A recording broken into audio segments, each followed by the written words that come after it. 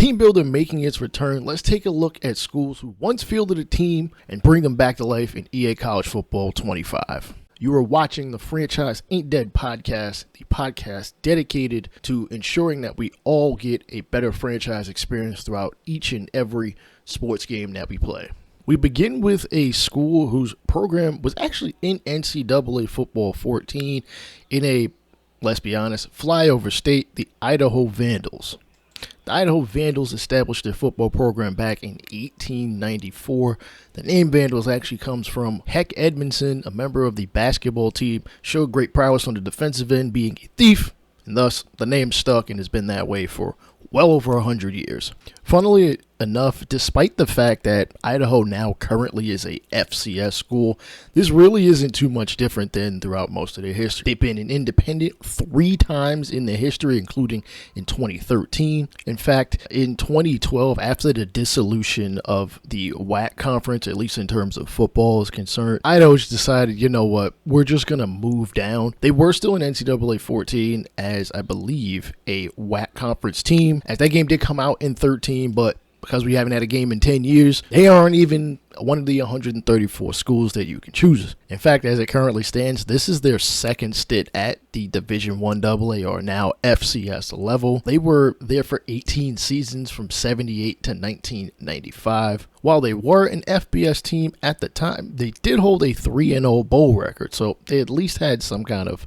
success. They did win a number of conference championships, 11 to be in fact. As far as the pros are concerned, they haven't had very many players go into the league. In fact, their most notable one, their only consensus All-American player, was a running back by the name of Ray McDonald, who was born in McKinney, a suburb of Dallas, ended up playing football in 1963 as his family moved north to Idaho, of all places. Because of his height and stature, 6'2", 220 pounds, as a high school American, he was compared at the time to the great Jim Brown. In his first season starting, which happened to be his senior year, because at the time, through the 1970s, the early 70s, freshmen were ineligible for NCAA participation, which I don't understand that. Unfortunately, he missed the first 3 games of his sophomore season, recovering from an Achilles tendon tear from a pickup game in June. But when he did come back, he was a fullback for the Idaho Vandals, dubbed Thunder Ray.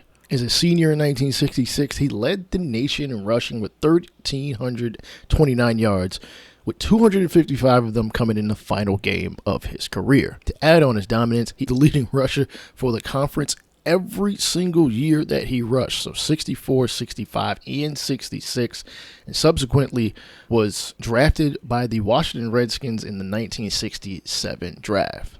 Unfortunately, though, it wasn't much of a career for him, as injuries just did him in. He only played 1 real season his rookie year. Unfortunately, his life would end in tragic fashion. In 1968, after his playing career was over, which McDonald happened to be arrested in Washington, D.C. for, I can't believe I'm saying this, in the month of June, having sex with a man in public. Listen, I understand not fornicating in public. Frowned upon, somebody might see it indecent, whatever.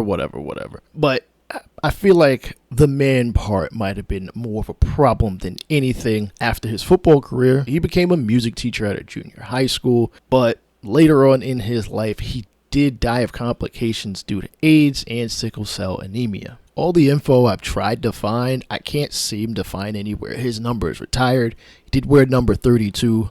Maybe you might want to ensure no one wears that number, particularly because he was probably the only great player for this school in its history. As far as rivalries are concerned, Boise State has been in the game, and they've pretty much always been in the game. They are their biggest rivalry, but because Idaho and Boise State are playing on 2 different financial standings, one being FBS, one being FCS, that rivalry is basically dead unless you revive it. With Washington State and I think Oregon, I'm really not 100% sure who's a part of the Pac-12 at this point, as it's literally the Pac-2. Maybe you might want to insert them in there. I know, unfortunately, in Teambuilder, you can't just add teams to FBS football. You have to replace them. I'm sure there's somebody sitting in maybe Conference USA you might want to get rid of. I don't know. It's your dynasty. Do what you gotta do.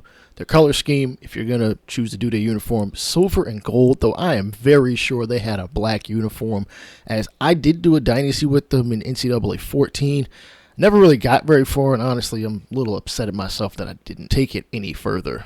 Despite being the largest state in the United States, Alaska isn't really thought of much, particularly when it comes to any kind of sport. Alaska last had a FBS school way back in 1952, the University of Alaska Fairbanks. Now, there have been a couple content creators who have already done similar, if not the Alaska Nanooks themselves. It kind of makes sense why they wouldn't have football, given, let's be honest, the ground is pretty hard most of the year due to the frozen tundra. It's not very light out for a decent portion of the year. You have to literally travel through Canada just to get to Alaska if you're driving. You have to fly over Canada if obviously you're taking an airplane. It's cold as a mother. And despite its size, Alaska's just not that heavily populated, so people aren't going to really come to games, especially not when it's dead cold. Might be dark out. It's been dark out for like a week. Solid color scheme, blue and gold, mix in some white. Not really sure what other colors you might want to throw in there, but I think those three pretty well play off each other, and I'm sure there are going to be more than enough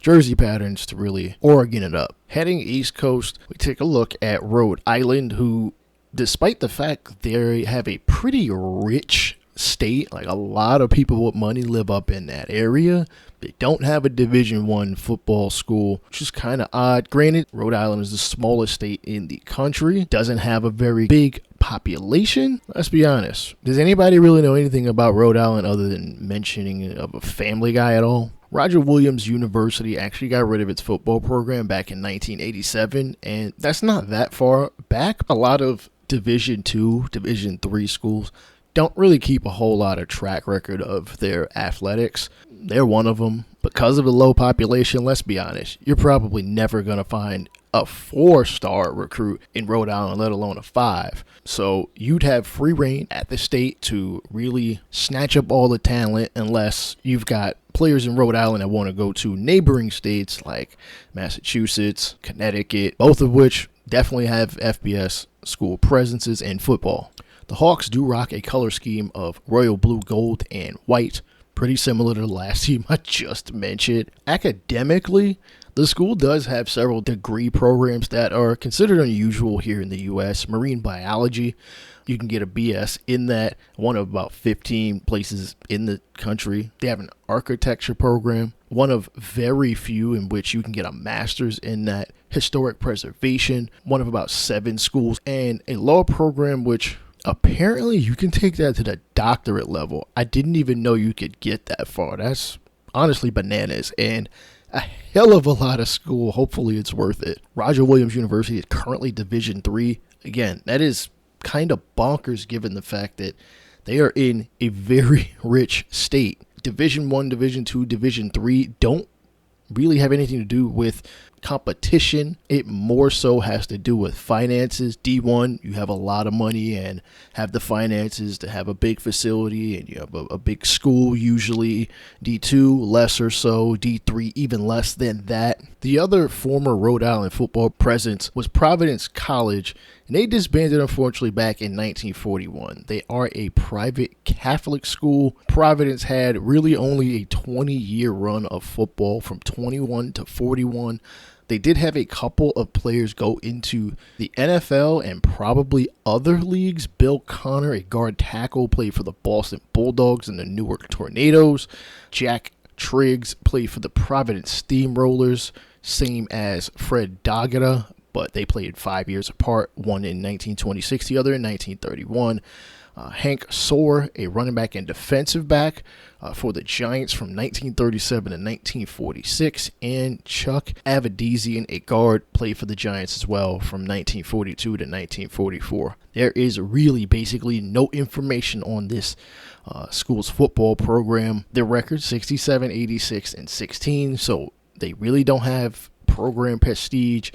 Color scheme being black, white, and silver. Again, you are in a rich area culturally for what it's worth. Academically, this school is pretty good from what I hear. You're almost essentially getting a fresh, clean slate like you went to confession. We won't have to go far for the next state that doesn't have an FBS presence, Maine. From what I can see, there has never been a D1, D2, D3, NAIA, or any other association, from what I can see, that has previously had a football program. So honestly, you'd be starting completely fresh. Now, the state of Maine isn't very populous. It's probably got more moose than it's got people, at least from the episodes of Northwood's Law that I've watched on Animal Planet. It's definitely a wilderness type state. Maybe you create a University of Maine that probably is a school that does exist and call them the Moose or something equivalent. Maybe the Maine Loggers. A big log. I mean, as long as you flush the toilet, just don't use the poop emoji. Hell, create a rivalry with a school in Boston, as Maine is known for lobster. I don't know, call it the Red Lobster Bowl. I'm very sure Red Lobster loved to sponsor a bowl or something. A Cheddar Bay Biscuit Bowl, something. Hell, Bubba Gump might want to get in on it. Have Tom Hanks do the coin toss. Hell, let Lieutenant Dan do a 100-yard dash in a wheelchair or something. Man, it's a shame that the New England area, despite having a pretty successful professional football team for so long, just doesn't have the FBS football presence, because we're moving over to New Hampshire, a state where, fun fact, you do not need car insurance. That could be both a good thing and a bad thing. Their former football presence consists of Keene State and, the aforementioned, New England College. Let's take a look at Keene State first. Keene State, athletically known as the Owls, competes in Division III as of right now. I find this funny. Their conference name is the Little East. I never heard of this till now. This probably be even funnier if the Big East, which technically is still a thing, but just not for football. Their mascot is named Hootie the Owl. Darius Rucker is just waiting to sing the national anthem, I'm sure, at the Progressive Bowl whenever you create this team. There really isn't any pertinent football information. They did get rid of their football team, 95 years ago, 1929. So, yeah, it's not even written on a stone tablet or anything like that. So you'd really be starting from scratch. School colors are red and white. I'm sure you can have fun with it. Add another third color in there to give yourself some alternate uniforms. We'll travel 40 minutes on Route 9 to head to Henniker, New Hampshire, looking at New England College. New England College's mascot is the Pilgrims, which kind of makes sense that the Patriots have a pretty similar mascot. Randomly clicking through some of the athletes of the week, I come to find out one of my former coworkers, one of her family members actually goes to this school. She actually won Athlete of the Week. She must have spent a lot of time at Greek Peak. As far as football is concerned, New England College actually plans to reinstate its football program in the 2025 season. So you'd be getting ahead of the game. Whether they would ever be in a EA college football game depends on if EA really wants to get deep into college football. FCS schools are kind of upset at the present moment that they are not in the game or ever invited. Division 2, they'd have to go down to Division 3, the NAIA, the NJCAA. That's just a lot. But you never know. Sticking in the Northeast for just a little bit longer, we head over to Vermont. The University of Vermont in Burlington, which I've actually been there. This was a very long time ago. I was a kid.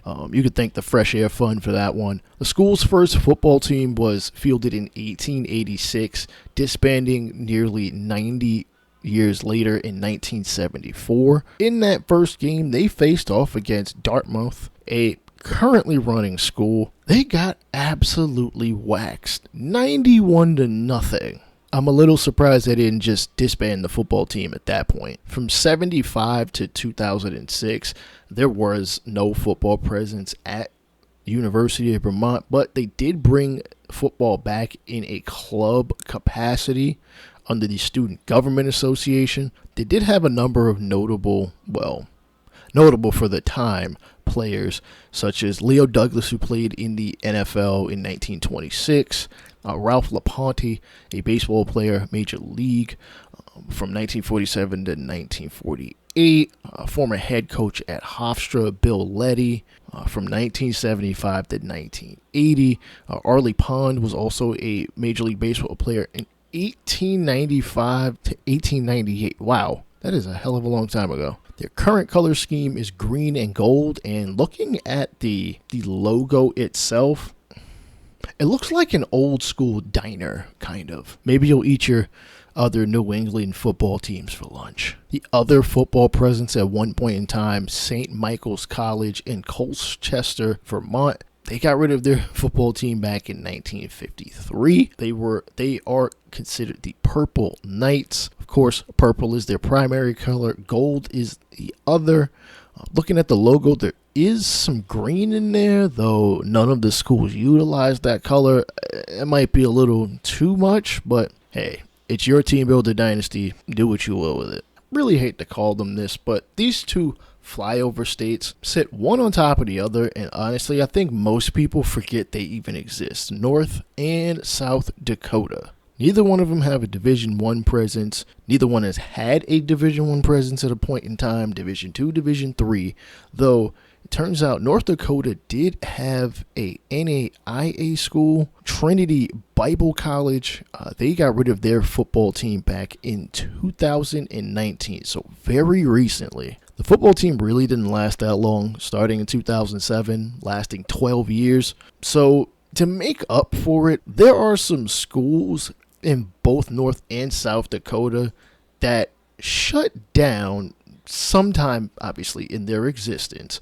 I'm going to go over those schools. We'll take a look at their logos. None of them exist, so I'm not getting a copyright for any of this crap. Funnily enough, this is a Bible school, Trinity Bible College. They actually were first founded in a place called Devil's Lake in 1948.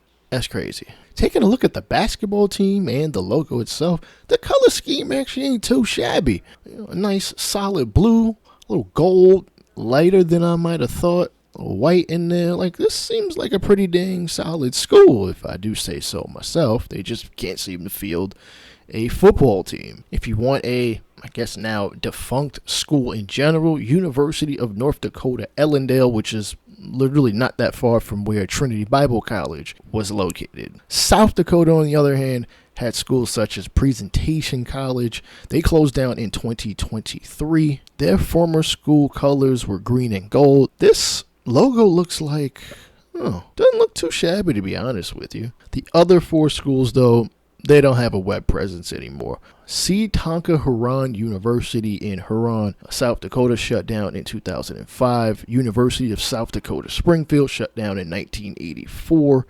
And Yankton College shut down in 1984 as well. This state is probably more known for a TV show that honestly I would love for it to come back on at some point. Yellowstone, come on, what's going on, bro? Montana State University Billings. If we being real, this logo is fire. I like this. It's blue and gold like a lot of teams seem to have. The black really makes it pop, to be honest with you. The last time they had a football presence was back in 1978 in a large state but small populace. I'd like to think you're probably going to end up running the option. And because Georgia Tech isn't running it anymore, doesn't mean you can't. To be honest, I saved the best for last because, bear with me, Delaware. Now, we all know, or if you are just catching up on what's going on in college football, because you basically only play the games and don't really watch all that much, University of Delaware Blue Hens are currently in FCS football. They will be making their way up to FBS competition, which means we will get them in the game the year after said season or something of that nature. Honestly, I'm excited because I remembered playing with them, if I am not mistaken, back in NCAA Football 11. But I had one big issue with it. Now, the one football scheme which, if we're being real honest, has kind of bled out into all forms of football at this point, wing T. I have never, and I mean never, in any football game, have been able to run the wing T the way it is supposed to be run. Yes, you can run I option, you can run flex bone, you can run wishbone, and there are elements of the wing T in it in all of those offensive systems. Hell, single wing, which honestly is the embryo of football. And some teams do run some of the concepts, whether they are condensed in formation and under center or spread out like Gus Malzahn's teams have been and have done since he's come up through Auburn, and I believe he is now at UCF, but it isn't the same. And if you're going to put the University of Delaware Blue Hens in any future EA college football game, I really am going to need y'all to do right by the wing T offense. If you are going to put it in, as a matter of fact, I am freaking damn near demanding it. I have coached wing T. This was a very long time ago. I very much have studied the offense. I want to run it in a football game. I want to recruit players to run said offense in a video game. Now, again, Flexbone is damn good. It's essentially double wing. What is the formation number? It'll show up over there. But nonetheless, you can run concepts similar to that in that formation. I just want y'all to do right by Tubby Raymond. You're going to put his stadium in the game named after him, one of the great football coaches of all time.